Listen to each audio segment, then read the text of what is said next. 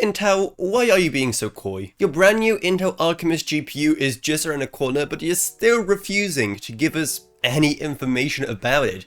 We have to do all the digging ourselves, and thanks to people like video cards, we now finally know what this Intel Arc Alchemist graphics card will look like, because an engineering sample has been spotted out in a while, and this alone tells us a lot on what we can expect from Intel's upcoming GPU. Starting off with the fact that it looks rather unimpressive. The shroud design itself looks more like something a third-party manufacturer like XFX or EVGA would do, rather than what a reference card from AMD or Nvidia would look like, but still looks good enough. Though that doesn't really matter, seeing how it's an engineering sample.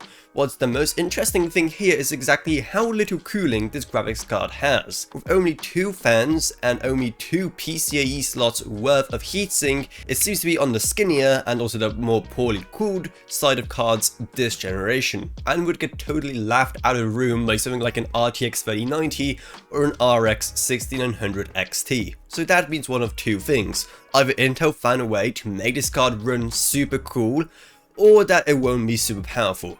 And let's be honest, it's probably going to be the latter. Now, that isn't bad in itself.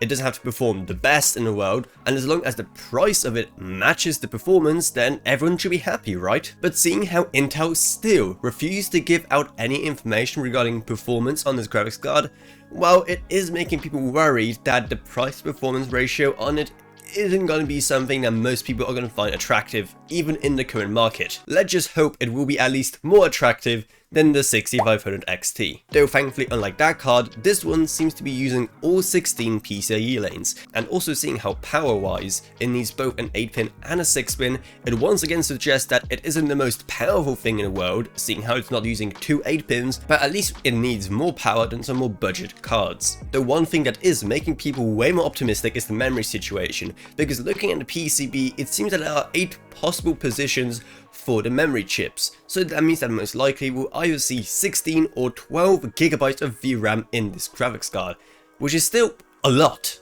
Like a lot. That's more than even the RTX 3080 from Nvidia, which only has 10. Not to mention the fact it will also add more salt to the wound of AMD, who still thought they could get away with only 4 in 2022. And if they use some fast memory like GDDR6X, combine it with a wide memory bus, then the insane memory bandwidth may in itself make up for, say, the lesser performance of the actual Alchemist GPU that's on the PCB. So that's a lot of information we have on this card, but there's still so much unknown, and even though it's supposed to be launching right about now in Q1 of 2022, it's still very worrying exactly how little we know. And at this rate, I think we'll have to wait until launch day and for benchmarks to start coming in to see whether or not you should buy this card or whether you should save your money. And by save your money, I mean spend it on something else, like for example this awesome shirt that just came out on our merch store. It's going to be linked down in the video description below. I really love this design, it looks pretty cool. But if you want to help support the channel in other ways, we also have a Patreon, which is going to be down in the video description below.